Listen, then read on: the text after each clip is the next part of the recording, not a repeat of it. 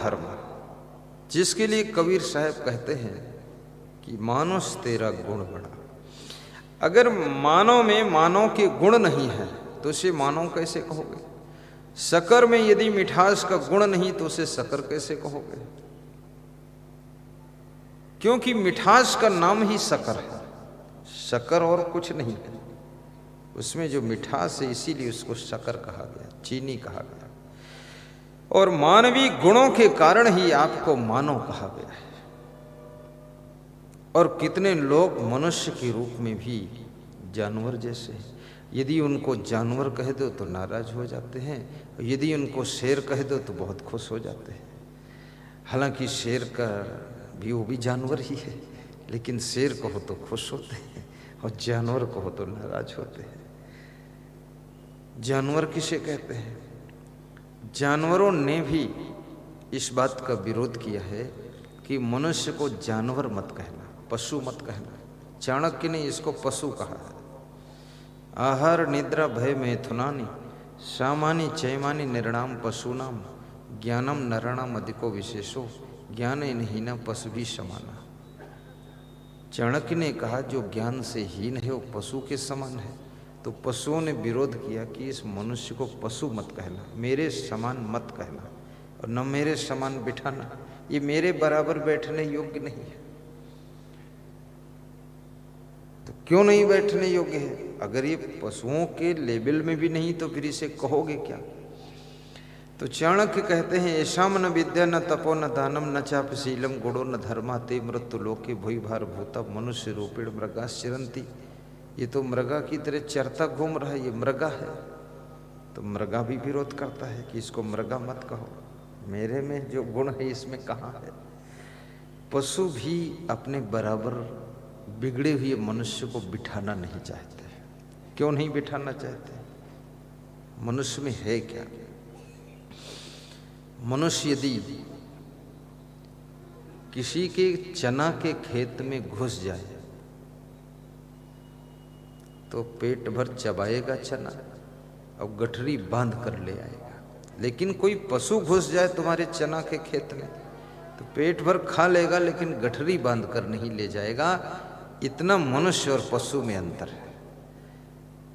पशु पेट भर तो खा लेगा लेकिन गठरी बांध कर नहीं ले जाएगा, और मनुष्य पेट भर भी खाएगा और गठरी बांध कर भी ले जाएगा, और दूसरे दिन व्यवस्था से आएगा तो पूरा खेत उजाड़ कर ले जाएगा। इसलिए पशु कहते हैं ये हमारे लेवल में बैठने योग्य नहीं। पशु भी इसको अपने बराबर बिठाना नहीं चाहते। अब पशु से भी नीचे गिर गए, अब तो बड़ी समस्या खड़ी हो गई। और देवता ये कहते हैं कि मनुष्य जो है हमसे भी श्रेष्ठ है। अब देखो यहाँ पर बड़ा कंट्रोवर्सी है। देवता क्या कहते हैं कि मनुष्य हमसे भी श्रेष्ठ है, और देवता ये भी कहते हैं कि मैं मनुष्य बनना चाहता हूँ। मैं देवता बन करके छक गया, थक गया, रुक गया, अब नहीं देवता बनना चाहता।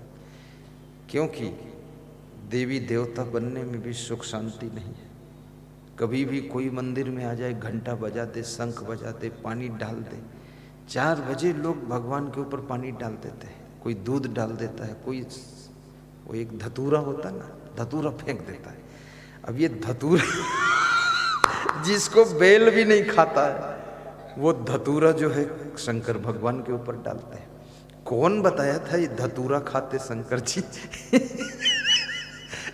ये सब ढोंग धतूरा क्यों कर रहे हो? मैं एक मंदिर में रहता था सन 1983 में। तो वहां जो महात्मा था, अच्छा आदमी था लेकिन थोड़ा मूडी भी था। अब मैं तो महात्मा था नहीं, मैं तो विद्यार्थी जीवन था। तो एक बाल्टी उठाता था, उसमें करीब करीब 20 लीटर पानी आता था। तो नल से भर के लाता था और एक बाल्टी पानी वो देवता के ऊपर 4 बजे रात को डाल देता था और फिर उसमें झाड़ू लगा के साफ कर देता था। तो वहाँ देवता के ऊपर जो था वो महिलाएं और पुरुष सब आते थे तो पेड़ा खिलाते थे देवता को, मूर्ति को, पत्थर की मूर्ति को। तो खाते नहीं, तो उनके मुंह में घुसेड़ते थे, तो उसमें घुसता नहीं, तो पेट पे गिर जाए, नीचे गिर जाए। तो रात भर में हजारों लाखों चींटी इकट्ठा होती थी।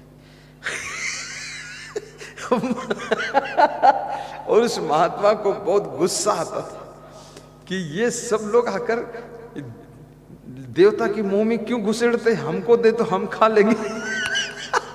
पर उसको कोई देता नहीं था, मैं देखता रहता था। वो देवता के मुंह में घुसेड़ते थे, जो बचता था मीठा वो अपने घर ले जाते थे लोग। तो महात्मा 20 लीटर की भरी बाल्टी पानी डाल देता था, उसके बाद साफ सफाई करता था। तब तक 5 बज जाते थे। 5 बजे फिर वो एक बाल्टी भर के लाता था पानी, और फिर जो सो रहा होता था उस समय एक बाल्टी उसके ऊपर डाल देता था, रजाई गद्दा में सब पानी डाल देता था।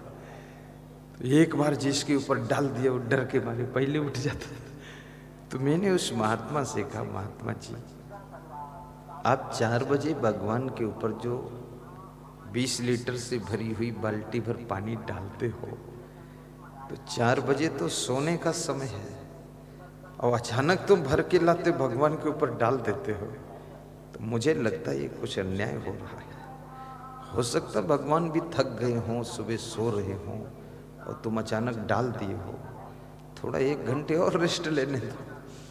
अरे बोले तुम आत्मज्ञानी वाले हो, तुमको नहीं मालूम। तो ये देवी देवता भी अब वो देवी देवता नहीं बनना चाहते, अब वो मनुष्य बनना चाहते हैं। और मनुष्य क्यों बनना चाहते हैं? क्योंकि मनुष्य जीवन में एक सुविधा है। वो क्या सुविधा है? मनुष्य जीवन में नए कर्म करने की सुविधा है, नए कर्म कर सकते हो।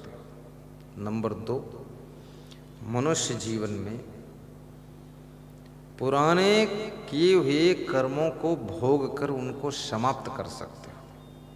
तीसरी सुविधा, मनुष्य जीवन में आत्मज्ञान प्राप्त करके अनेक जन्म के कर्मों को निर्जरा कर सकते हो, उनको जर्जर करके समाप्त कर सकते हो, और कर्म बंधन से छुटकारा पा सकते हो, और अपनी आत्मा का मोक्ष भी कर सकते हो। ये मनुष्य जीवन की विशेषता है। इसलिए मनुष्य जीवन को देवी देवताओं के जीवन से भी श्रेष्ठ जीवन माना गया है, और वो जीवन हमें आपको प्राप्त हुआ है। लेकिन इस जीवन को पा करके लोग गुड़ाखू घिस रहे हैं। उनसे पूछो गुड़ाखू क्यों घिस रहे हैं, तो बोले पशु पक्षी बन जाऊंगा तो गुड़ाखू भी नहीं घिस पाऊंगा, तो इसे में घिस देता हूं, जितना घिसूंगा घिस दूं। गुड़ाखू घिसने में लगे। जो मनुष्य जीवन मोक्ष के लिए मिला था, भक्ति के लिए मिला था, उसमें वो तमाकू खा रहे, उस मनुष्य जीवन में दारू पी रहे, उसमें अंडा मुर्गा भैंसा खा रहे, उस मनुष्य जीवन में चोरी चपारी झूठ प्रपंच दुनिया भर का लफड़ा, सब एक दूसरे से राग द्वेष, ये सब फैला के रखा है।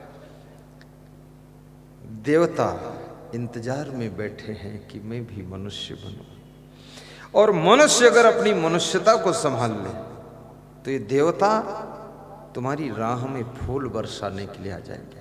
अभी जब तक तुम्हारी मनुष्यता तुमने खो दिया, मनुष्यता कमजोर हो गई, मानवता को समझ नहीं पाए, तब तक तुम फूल लेकर देवताओं के मंदिर में जाओगे। और जिस दिन तुम मनुष्यता को हासिल करोगे, मानवता की ऊंचाई को छू लोगे, तो देवता तुम्हारी राह में फूल बरसाएंगे। ये घटना घटी है त्रेता युग में, जब राम जी वनवास को चले तो देवता उनकी राह में फूल बरसाते थे। राम कौन थे? राम कोई देवता थोड़े हैं, राम तो मनुष्य थे, महामानव थे। और राम मानव से, इंसान से भगवान बने थे।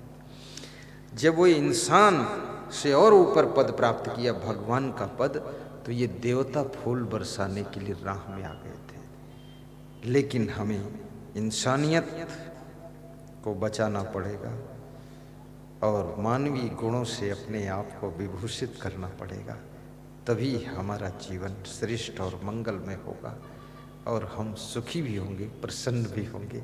और ये जीवन कोई छोटा मोटा जीवन नहीं है। इसके लिए मानस में चौपाई है, बड़े भागी मानुष तन पावा। दोहराइए, गाइए, बड़े भागी मानुष तन पावा। सुर दुर्लभ सद ग्रंथन गावा।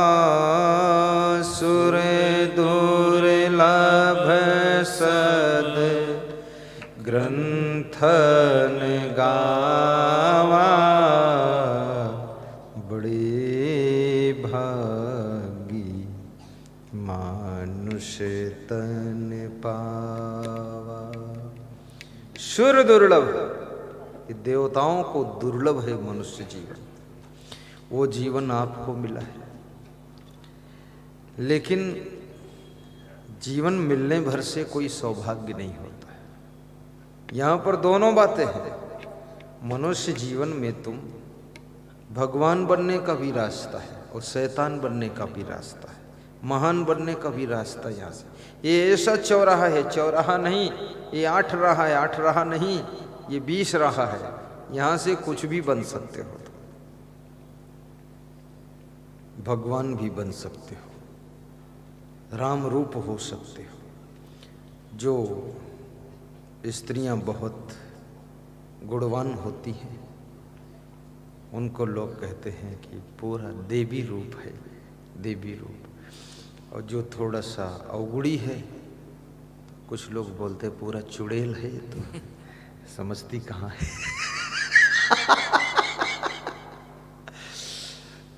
अब वो चुड़ैल है, अगर उसका पति भी भूत प्रेत है तब तो जोड़ा लग जाएगा।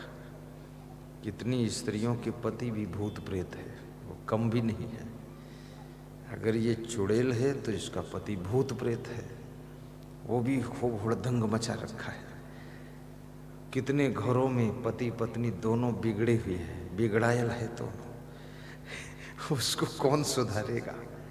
पूरा घर तबाह हो गया है। और जिसके घर में पति भी महान है, पत्नी भी महान है, वह घर तो मंदिर के समान है, मंदिर के समान है। जिस घर में नर नारी महान रहते हैं वो घर मंदिर के समान होता है, मंदिर के समान होता है।